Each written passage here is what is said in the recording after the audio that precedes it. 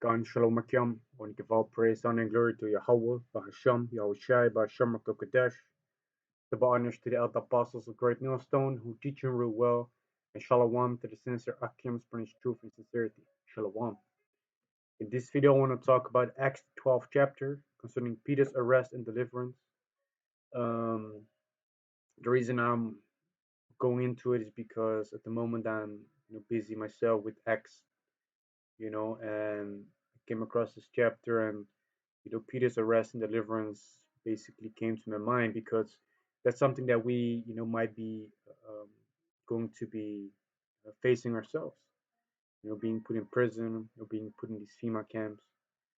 But no matter what, even though we're there, we need to keep the hope and faith. The Most High is going to deliver us, you know, during that time.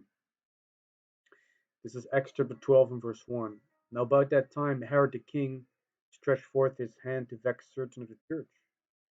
And this Herod is referring to Herod Agrippa, who was during the time ruling over the region of Judea, and he was, persecuting those, that were followers of Yahawashi, because the word church over there isn't being referred to as an actual building, but is referring to people. If we go to Acts chapter 18, verse 22, we can see that Apostle Paul he saluted, those of the church. This is Acts chapter 18, verse 22. And when he had landed at Caesarea and gone up and saluted the church, he went down to Antioch. So did Apostle Paul salute a building or did he salute people? Usually, if you salute at all, you're saluting people. So this is going into people and not an actual building. Acts chapter 12 and verse 2. And he killed James, the brother of John, with the sword. So while he was persecuting of those of the church, you know, he got a hold on James, the brother of John, and they killed him. Verse 3. And because he saw it pleased the Jews, he proceeded further to take Peter also. Then were the days of unleavened bread. You see, and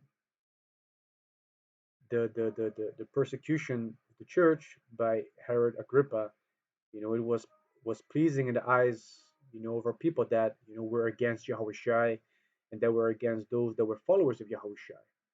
You see, because they couldn't really understand that Yahawashi, was the promised prophet that Moses spoke about, you know, and therefore they persecuted him.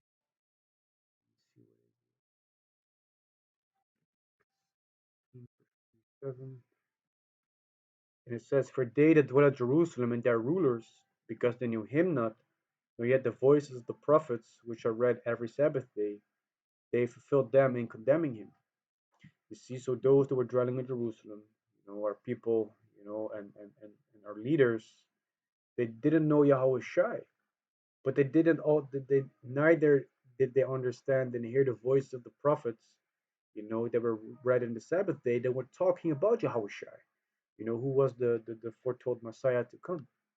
So unto them he was that stumbling block, that rock of defense, you know. And what they did is they condemned Yahawashi, which was also prophesied about in the scriptures that there will be people that wouldn't accept Yahawashi for what he is, you see. And therefore they also slain him, as we can read in Acts chapter 13, verse 28. And though they found no cause of death in him, yet desired they Pilate that he should be slain. And if we go to, what is it, John 15?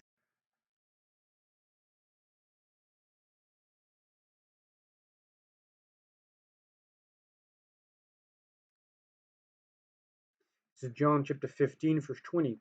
Remember the word that I said unto you, the servant is not greater than his Lord. If they have persecuted me, they will also persecute you. If they have kept my saying, they will keep yours also. You see, so here Yahawashi is explaining that we are not greater than him. If they've persecuted him, they're also going to persecute us. If they, during the time that Yahawashi was on the scene, if they heard and accepted his words, they're going to also accept the word that we're saying. because they were the same people in the reincarnation.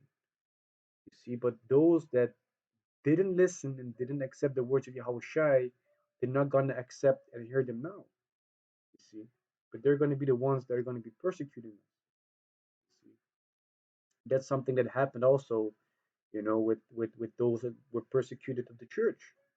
You see, those are the church that were persecuted by our people, and in this instance in Acts chapter 12, by Herod Agrippa. You see, and they really thought that they were doing righteous. You know, those that were persecuting us, they were doing the Most High service, but in actuality, they were fighting against you know uh, the man of the Lord.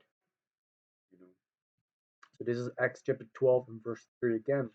Because he saw it pleased the Jews, he proceeded further to take Peter also. Then were the days of unleavened bread. So, because they saw that the killing of James was pleasing in their eyes, Herod Agrippa also wanted to apprehend Peter, and eventually put him to death as well. Verse 4, when he had apprehended him, he put him in prison and delivered him to 4 quaternions of soldiers to keep him, intending after Easter to bring him forth to the people. So eventually Herod Agrippa, he caught, Apostle Peter. He put him into prison with 16 guards, you see. And after the Pesach, which the word Easter here goes back to the word Pesach, he would bring them forth to the people, eventually decide what was going to happen with him. Verse 5, Peter therefore was kept in prison, but prayer was made without ceasing of the church into the Most High for him. And when Herod would have brought him forth, the same night Peter was sleeping between 2 soldiers, bound with 2 chains, and the keepers before the door kept the prison. So, right before Herod Agrippa would have brought him forth to the people, prior, to that, during the night, Peter was sleeping between 2 soldiers, was bound in chains, and 2 soldiers were also keeping guard at the door of his prison. Verse 7, and behold, the angel of the Lord came upon him, and a light shined in the prison. And he smote Peter on the side and raised him up, saying, arise quickly, and his chains fell off from his hands. So while Apostle Peter was sleeping, the angel appeared.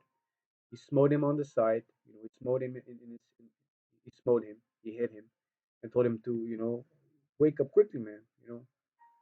Verse 8, and the angel said unto him, gird thyself, and bind on thy sandals. And so he did. And he said unto him, cast thy garment about thee, and follow me. So the angel told him, prepare yourself, put on your sandals, leave your garment behind, and follow me. Verse 9, and he went out and followed him, and was not that it was true which was done by the angel, but thought he saw a vision. So Apostle Peter was like, I just dreamt this. This is a dream. Verse 10, when they were past the first and the second ward, he came unto the iron gate that leadeth unto the city, which opened to them of his own accord, and they went out and passed on through one street, and forthwith the angel departed from him. So the angel guided him, and got him to safety, and then the angel departed, from Apostle Peter. So what we can understand here is that Apostle Peter, he was put into prison, but eventually he was also delivered, by Bahasham Yahawashi.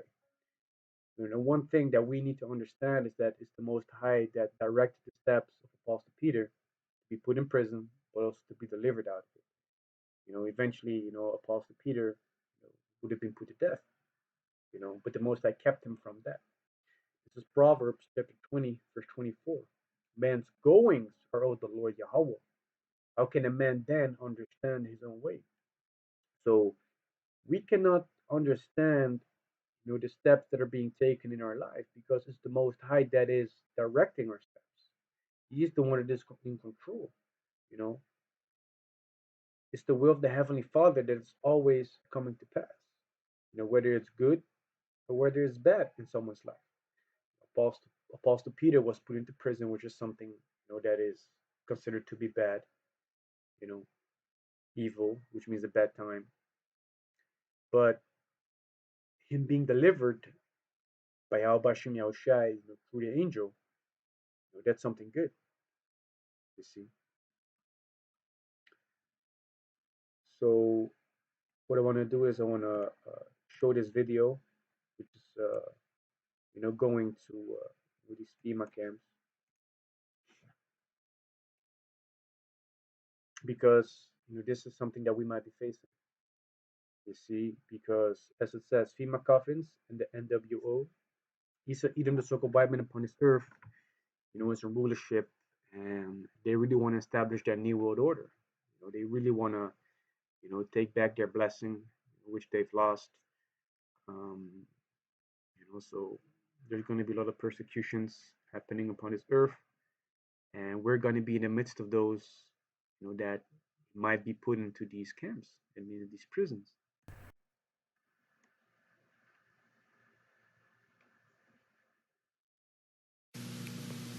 Not too long ago, I talked with Dale Bohannon, whom I've known since, I guess, the mid-1980s. And he told me something very interesting that he found back in the fall of 2000 while he was on a business trip. Listen to this, folks. I was pulled to the side road, which was a new cut gravel dirt road in front of a business, a builder supply business, actually top-notch builder supply in Madison, Georgia. To my right, this was previously was a soybean field, and this little new cut road divided this field, and the right side of the road was filled with which I thought was portable toilets. I never looked at them that close. Same in color, maybe black, but which was an odd color. And I was sitting there going over my notes, and a van pulled alongside of me that turned out to be the property owner. And he greeted me, and he was by himself, and so we had a good little dialogue there, and I asked him about the field of black boxes. What were they? Because I'd never seen anything like that, and his statement was that if he told me, I would be one of few people in Madison, Georgia, that knew about them. And he says they're disposable coffins, I believe he told me. And he says there's 100, at that time, he said there was 125,000 there. And they were stacked, he told me, 15 high. I asked him who owned them, and he stated that the CDC owned them and that they were leasing. The CDC is the Center of Disease Control, which right now we're dealing with a pandemic concerning what's going on. We see that certain rules and regulations are being made. You can receive certain fines, for denying certain things or not being inoculated, or you can be put into quarantine camps, or you can face jail for basically faking certain certificates. So we're seeing that certain steps are being prepared upon this earth, for really FEMA camps to be established for those that are not complying with the rules and regulations that are being put forth by Edom, the so-called white man upon the earth. You see, and this little bit of information concerning that in this video.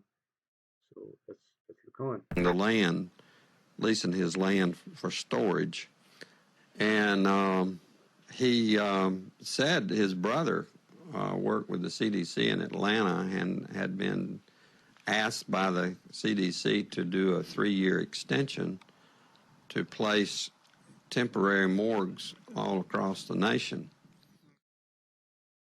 So in January of this year, 2005, we decided to drive to beautiful Madison, Georgia, and take a look for ourselves. It was on a Sunday and no one was around, with the exception of this one pickup truck that was coming out the narrow road that we were going in on next to this field.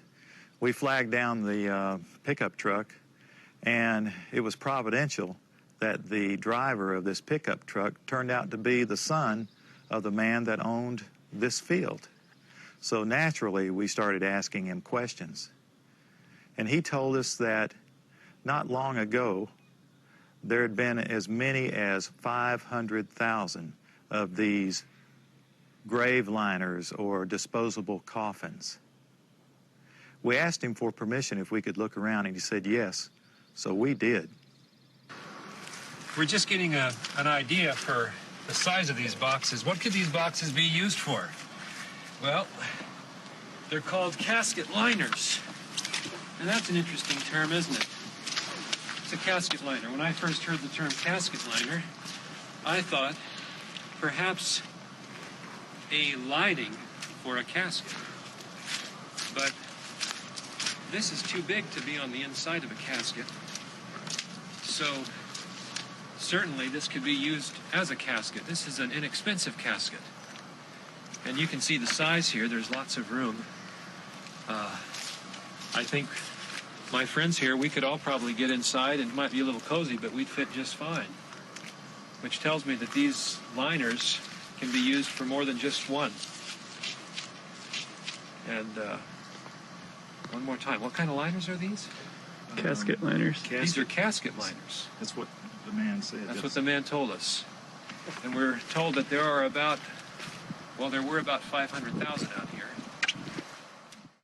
Later, as I went back to my home office, I spoke of it there, and of course, people usually don't want to hear.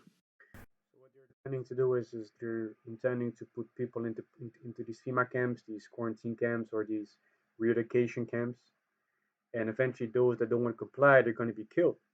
That's why there are so many of these caskets laying around, because a lot of people are not going to comply to what is being put forth. And if you don't want to bow down to this system, that they're setting up, hey, they're going to kill you for that.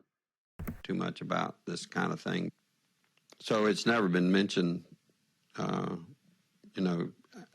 publicly, except just here and there. Because most, like I said, the reaction I got, people didn't want to know about it, the few people that I spoke to, and so I just dropped it.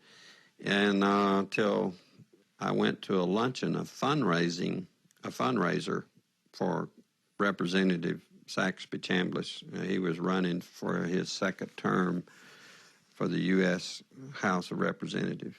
And it was a crowd, probably 100, maybe 150. It was congressmen, senators, state senators, and mayors. There was one table, we probably had 2 3-star generals and a couple of 1-star with their spouses. So it was a real high-powered meeting. But the keynote speaker was a congressman, and I don't remember his name. He'd just been in the House for a long time, and he was the chairman of the Armed Services Committee. And so he just spoke in behalf of Representative Chambliss and the importance of having him on board to be reelected due to our threats. But it had to do with the nuclear devices that was missing from the old Soviet Union and that had gotten into terrorist hands. And it was, the emphasis was on the critical state that we face in this country. And he said we could lose tens of millions of people in the next decade, and he used those terms, due to a nuclear strike on U.S. soil. And I was sitting there and as in that soybean field in Madison, Georgia. Did you catch what he said, friends? At this high-powered meeting, it was in Perry, Georgia, near Robins Air Force Base, the largest employer in the state of Georgia, Robins Air Force Base. The chairman of the Armed Services Committee was the keynote speaker. The chairman of the Armed Services Committee, whoever that may be, used to be Sam Nunn of Georgia, from the district I was born and raised in, Whoever that chairman is generally one of the most powerful men in Washington. And I can't remember the chairman's name at that time myself, but he said, this was in the year 2000, I believe, that in the next 10 years, possibly due to nuclear strikes, tens of millions of people could lose their lives. And we've just read what our prophet said. Now, what we've just seen is one United States city out. So the point of this video is being made, like, hey, they're setting up these camps that are intended for re-education, quarantine, or other purposes, under those names. But these camps are being established, to persecute those that are not, willing to bow down to the way that the society is being set up for that new world order. When Apostle Peter, he was put into prison, but he was eventually delivered. So this is Proverbs 3 and 5. Trust in the Lord Yahawah with all thine heart, and lean not unto thine own understanding. See, so we need to constantly trust in the Most High with whatever is going on in our lives. We shouldn't lean on our own understanding. We shouldn't lean on the way that we're thinking ourselves about the situation. Why is this happening? What's going to happen? No, man. Verse 6, in all the ways acknowledge him, and he shall direct our path. So we should always acknowledge the Heavenly Father's involvement in whatever happened in our life. He's going to direct our steps. That's why when Apostle Peter was put into prison, that's a reflection of how that could happen unto us. Also being delivered. That's why it says in 2 Corinthians chapter 5, verse 7, for we walk by faith, not by sight. Because if we are gonna walk and we're gonna let us be influenced by the sight that we behold, like we're gonna be in prison. Shit, we're gonna be put to death. Oh, it's gonna happen. No, man, we need to have the faith. And faith is, be confident of what you expect to happen, that it will also happen. That's the belief that you need to have.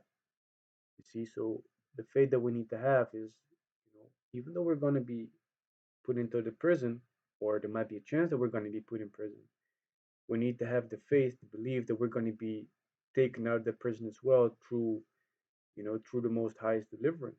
Whether it might be an angel, whether it's the Most High giving us, spiritual powers to break free, whether it's by different means. See, but we should walk by that belief, by that faith, and not by the things that we're seeing happening around us. You see. So this is Revelation chapter 2 and verse 10. Fear none of those things which thou shalt suffer. Behold, the devil shall cast some of you into prison, that ye may be tried. And ye shall have tribulation 10 days. Be thou faithful unto death, and I will give thee a crown of life. So we shouldn't be afraid of those things that's going to happen unto us. Shall cast some of us into prison. We're going to be thrown into prisons, FEMA camps, re-education camps, quarantine camps, whatever the name may be, but we're going to be put there, some of us. That we might be tried, and really see if we're going to have the faith to the bitter end. When ye shall have tribulation 10 days, doesn't mean 10 days, it can be any time. See, but whatever happens, we got to be faithful unto death. Even if they're going to put us to death, we need to have the faith of Bahasham Yahawashi. We shouldn't deny the Heavenly Father, when we're going to be faced with being put to death. See, and then we're going to receive the crown of life, which we're striving for. You see. So this is Psalms chapter 34, verse 19. Many are the afflictions of the righteous, but the Lord Yahawah delivered him of them all. You see, so we're going to go through many things, many afflictions, trials, and tribulations. You see, but we're going to be delivered, out of all those things through the hand of Yahweh Shem Yahawashi. Look at Apostle Peter. He was put into prison, you see, but he got delivered out of the prison as well.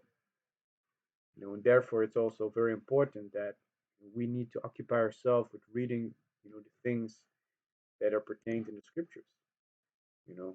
This is Revelation 1 and 3, and it says, blessed is he that readeth, and they that hear the words of this prophecy, and keep those things which are written therein, for the time is at hand. You're blessed if you read these things. Why? Because you're gonna understand what's going on. You're gonna have a preparation in your mind. You're gonna be stable concerning the things that are happening in the world, but also that are happening in your life. You see, and that's very important for us, to have those things, because that's what it also says in Isaiah 33:6. And wisdom and knowledge shall be the stability of thy times, and strength of salvation. The fear of the Lord Yahawah is his treasure. So first and foremost, having the fear of the Heavenly Father is the beginning of knowledge. So that's the treasure that we have. You know, but having that wisdom and knowledge concerning the scriptures is gonna keep us stable. The word stability in the Hebrew is amanawah, which means faithfulness. If you go into the word amawan, the root word concerning that, it's amawan. You see, which means faith. So having that wisdom, knowledge, and understanding of the scriptures is going to be our faith, concerning the times and concerning the things that we're going through. See, also being put in prison, you know, Apostle Peter being put into prison, being delivered. That's wisdom and knowledge that we need to have, because we also know that, hey, Apostle Peter went through it. He got delivered. I'm being put in prison. I'm going to be delivered. That's the faith that we need to have. You see, Romans chapter 15 and verse 4. For whatsoever things are written aforetime are written for our learning, that we through patience and comfort of the scriptures might have hope. You see, so those things that were written in the past were written that we might learn from those things, that we through much long suffering, but also through the comfort of the scriptures might have hope to receive those things that we can read about, to have the hope that we're going to be delivered, to have the hope that we're going to be, taken care of, you know.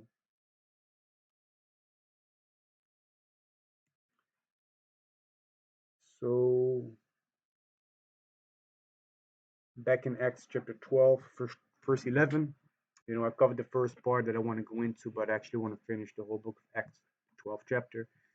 Um, so we just read about how Herod Agrippa, apprehended Apostle Peter, put him into prison. They intended to kill him, but the angel, delivered him out of prison. You see, so Acts chapter 12, verse 11. And when Peter was come to himself, he said, now I know of a surety that the Lord Yahawah hath sent his angel, and hath delivered me out of the hand of Herod, and from all the expectation of the people of the Jews, because they expected him, to be put to death as well, just like James. Verse 12. And when he had considered the thing, he came to the house of Mary, the mother of John, whose surname was Mark, where many were gathered together praying. And as Peter knocked at the door of the gate, a damsel came to hearken, named Rhoda. And when she knew Peter's voice, she opened not the gate for gladness, but ran in and told how Peter stood before the gate. So she was actually happy to see Apostle Peter standing there. But she was so happy that instead of her opening the gate, she ran in and told, the others how Peter stood before the gate. Verse 15, and they said unto her, thou art mad. But she constantly affirmed that it was even so. Then said they, it is his angel. But Peter continued knocking, and when they had opened the door and saw him, they were astonished. But he beckoning unto them with the hand to hold their peace, declared unto them how the Lord had brought him out of prison. And he said, go show these things unto James and to the brethren. And he departed and went into another place. So when they eventually saw him, they were happy. But he told them like, hey, calm down, calm down. And then he told them all these things. Verse 18. Now as soon as it was day, there was no small stir among the soldiers what was become of Peter. So once the sun, rose up, and became, day, there was a lot of uh, uh, there was a lot of commotion concerning what happened, that night. You see, verse 19. And when Herod had sought for him and found him not, he examined the keepers and commanded that they should be put to death. And he went down from Judea to Caesarea, and there he abode, and there abode. So eventually, Herod Agrippa, he sought for Apostle Peter, couldn't find him. So eventually, those that were in charge, of keeping him there in prison, they were punished for letting him go. Even though it was through a miraculous way, through the hands of Yahawashi sending an angel. You know, Acts chapter 12, verse 20.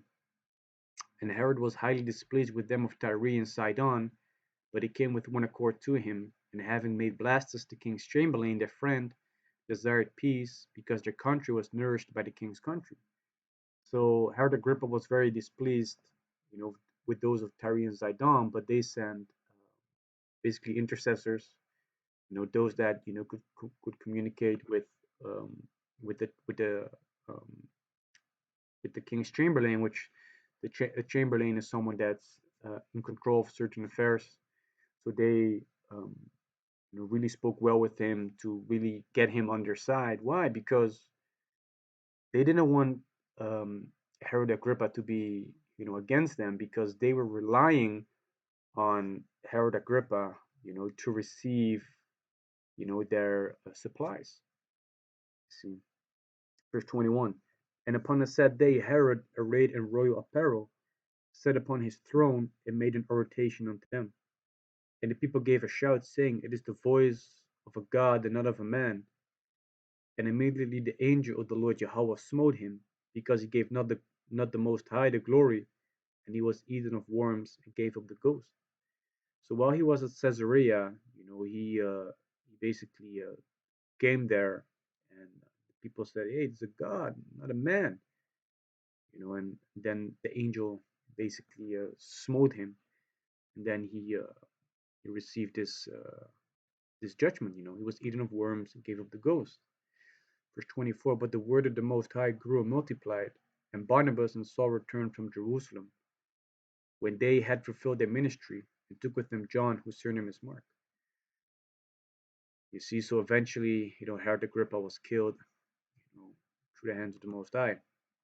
So this is concerning Herod Agrippa, who was the king named Herod in Acts of the Apostles.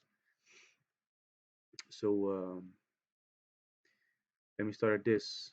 It's under the title Reign and Death. It says, the Acts of the Apostles, chapter 12, where Herod Agrippa is called King Herod, reports that he persecuted the Jerusalem church, having James, son of Zebedee, killed, and imprisoning Peter around the time of Passover, the Pesach. Blastus is mentioned in Acts as Herod's chamberlain. The chamberlain is someone that is over the affairs, things concerning the royal house. After Passover in AD 44, Agrippa went to Caesarea, where he had games performed in honor of Claudius. In the midst of a speech to the public, a cry went out that he was a god, and Agrippa did not publicly react. He just accepted what was being told unto him, like, you're a god. At this time, he saw an owl perched over his head. During his imprisonment by Tiberius, a similar omen had been interpreted as portending his speedy release and future kingship, with the warning that should he behold the same sight again, he would die. He was immediately smitten with violent pains, scolded his friends for flattering him, and accepted his imminent death. He experienced heart pains and a pain in his abdomen, and died after 5 days. Josephus then relates how Agrippa's brother, Herod of Caucasus, and Helsius sent Aristo to kill Silas. See, so what we understand from this is that, King Agrippa himself, he received certain omens on the left-hand side, and he was killed after he seen that owl again. But we all know that, the issues of death, you know, are, in the hands of Yahawashi. You know. So this is Deuteronomy chapter 32, verse 39, Salakia. See now that I, even I am he, and there is no God with me. I kill and I make alive. I wound and I heal. Neither is there any that can deliver out of my hand. You see, so there is no other God with the Heavenly Father, Yahawah. He's the one that kills and makes alive. He's the one that wounds and heals. And nobody's able to escape the judgments of Yahweh Shem Yahushai. You see, so Herod being put to death by the hands of the angel, through Yahweh Shem Yahushai, that was the Most High's doing. You see. So, small summary concerning Acts of 12th chapter. We understand that Herod Agrippa was king during um, during that time. He persecuted the church. Um, James was killed. Apostle Peter was put into prison, but also was delivered. Um, we're going to be facing certain situations. We need to keep up the faith and the hope that we're going to be delivered out of those sad troubles and sad trials. We see Herod Agrippa was also being put to death by the hands of the angel of Yahawashi, and eventually the word of the Most High grew. Even though we're being persecuted, you know, the word of the Most High is still gonna grow. You see. So Iratazah, this lesson was edifying, and I want to give all praise, honor, and glory to Yahawah, Bahasham, Yahawashi, Bahasham, Qadash. Double honors to the altar apostles of Great Millstone who teach and rule well, and shalom to the sincere Akim, brings truth and sincerity.